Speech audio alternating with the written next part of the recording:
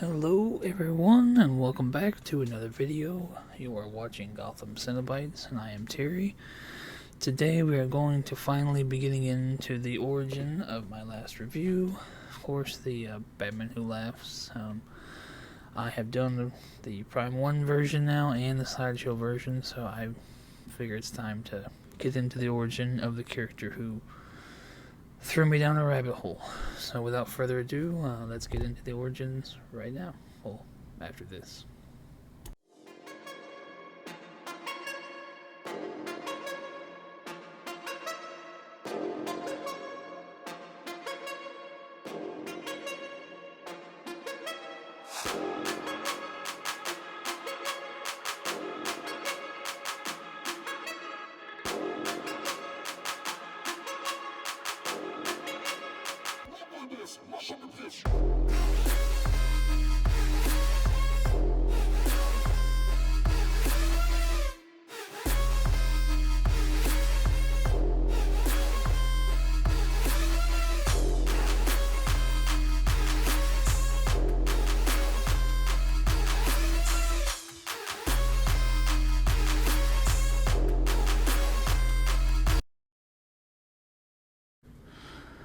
Okay, and we're going to begin with the cover. This is the cover of the Batman Who Laughs original origin. And the story begins with the Batman Who Laughs sitting across a desk from some unshown figure. He's just taunting him, saying, "I know you're scared." But this isn't any of those stories. Those are the familiar parts, and they're all in the wrong place. But what if there's another card that comes along that changes the meaning of the entire deck, and there's no way to know what's going to happen next? So we then turn the page, and you see it says many years ago, and this is Earth -22, and this is how the comic actually begins, and goes on to inform us that the Joker has drugged Batman, and he's still conscious of everything that's going on, but of course he can't really move or do a whole lot, and so he can see everything Joker's doing, and he then goes on to tell him that he's blowing up all the hospitals, and that he pretty much tortured Jim Gordon, and as his jaw was melting off, that his last words were screaming, "Barbara." So, I mean, this Joker has clearly really lost it. And if we see here, he's trying to get him to go to the joke too far. It has to exist, Bruce. I know it does. So he's really trying to push his buttons. So we're going to turn the page.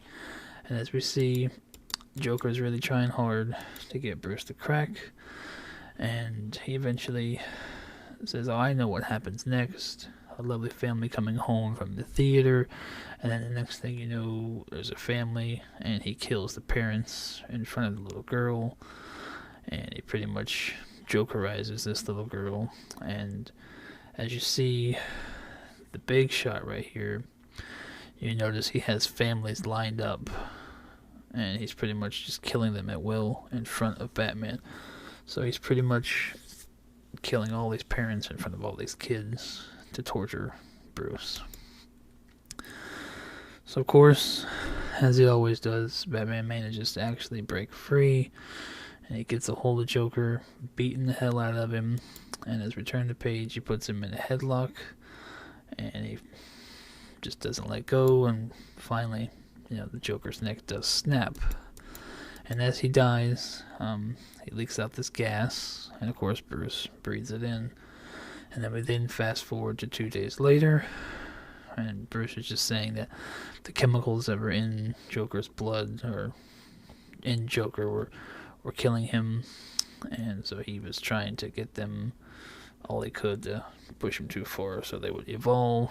And Bruce is just trying to reassure Superman that he's not going to let Joker win. He's not going to let him push him too far. We then pull out and you see all these children whose families were killed in front of them, and Batman has taken them in, saying no one else can really care for them because, more than he can, because they can't hurt him.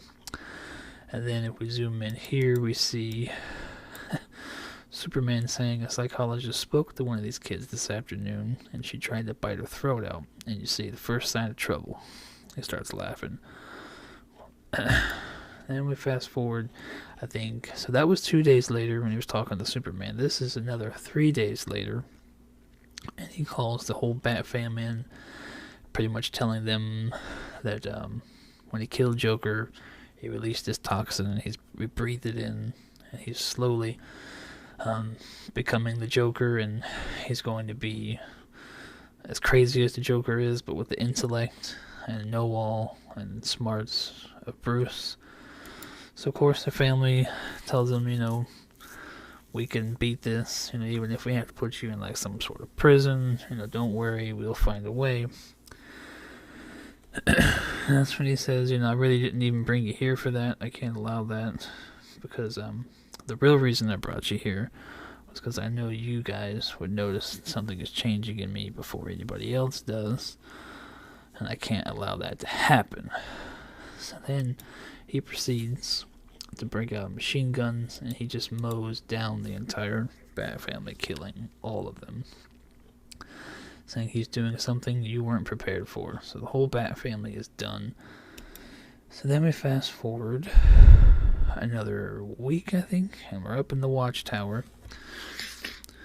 And I was unable to find the picture before this one. I know I should have just taken a picture of my book, but the first scene in the Watchtower was just a slew of bodies, and the Justice League defeating all these enemies over the years. They saved all these weapons, and he killed each member of the Justice League with a different weapon that they've been collecting.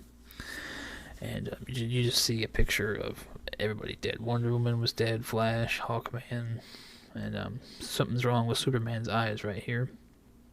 And then we notice, of course, he's brought John and Lois to the Watchtower as well. And right here you can begin to see where his bubble turns to the black. So he's pretty much becoming the Batman Who Laughs right here. So we then see, in this scene he's pretty much saying, go ahead, tell your son it's all going to be okay. And he's like, well, I'm not gonna lie to my son. And he's like, well, you can lie to mine. And that's when we see Damian come out and saying, Father, can I play with John? And in just a moment, the grown-ups are talking. And then you see all the Robins. And all the Robins are all the kids who were tortured in front of Bruce, the night that Joker died. So then he pretty much, goes on to say that he only regrets that he can only kill him one time. And then he says, you know all the ways that I know how to kill you. And then he breaks out this piece of black kryptonite. And then he talks about how he tested it on Supergirl, and she ripped her own family apart before it killed her. So then he throws it at Superman, and we don't see it, but you can only imagine that Superman, before he died, he murders his whole family. So then we fast forward to what I can only imagine is years later, and this is the scene for the Queen Studios throne, that he's pretty much, his world is ending, and that's pretty much how it goes with this dark multiverse. All these versions of Bruce are on Earth who will eventually, fall into nothingness. And that is when Barbados comes along and tells him he knows of another Earth, Earth Zero, where he can go, and there's another Batman there and another Joker there, and they can, wreak havoc together. So then we come back to the scene in the beginning, and he kind of divulges more to the unknown figure across the table, saying, you think this is as bad as it can get? What if I told you it can get worse? Let me read one little part here. You're terrified, but you're just dying to find out. And then he references that all of the nightmares from the multiverse are coming. And then we see this big scene where up until now, all of these evil variants in the Dark Multiverse were only Bruce Wayne, but now we're shown a couple of Green Lanterns that are evil. You got this Flash Spider, like in one, a Wonder Woman Cheetah, an Aquaman, I don't even know what that is, and then you got this Darkseid Superman, and then whatever the hell this is, what's it? No, fuck. Doomsday. Sorry. Don't know why it couldn't come to me. But yeah, so you see all this stuff, and it's like they're coming. Every nightmare this multiverse has ever had. So we end with him coming back. He's pretty much telling him, you need to be able to laugh away all the restraints, everything holding you back. You see, a Batman who laughs is a Batman who always wins. And that is how it ends. And that's his origin.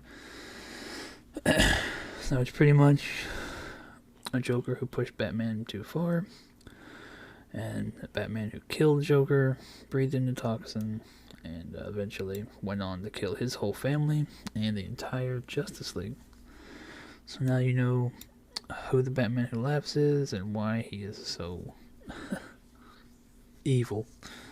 And of course, after the Barbados thing, he goes on a slew of recruitments, and he recruits most of the other Dark Knights, which is why I always refer to him as the Nick Fury of the Dark Multiverse.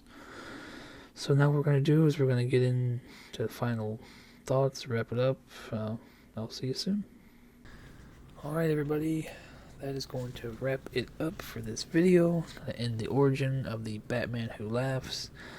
I know this was kind of different circumstances with this throwback statue and me not having any unboxing content to divulge in his story while we were doing it, but I really like the idea of me and the wife talking about the origin while we're unboxing. I've bought a mic I can plug into my phone, so you should be able to hear me better next unboxing. While she's filming me, she's loud, so you'll be able to hear her just still fine too, but I'm going to have a mic clipped to me that's going to go to my phone, so you'll be able to hear me do that origin. But going forward, that's probably what we'll do. We won't have these separate videos for the characters. We'll be doing it while we're unboxing, or at least we're going to do that with the next one. If we like it, we'll keep doing it. If not, I will figure something else out. But this was a special. I mean, he's pretty much, the one that got everybody started down this rabbit hole. So I don't feel bad having him have his own video. I hope you liked it. If you didn't know his origin, now you do. I want you to let me know in the comments below what you thought of it. Is it as evil as you thought? Is it way worse than you thought? Having kids reading stuff like this, I know it's all fiction, but him torturing all the kids, it gets to you. But so yeah, you guys let me know how you like this video, and I will catch you on the next one.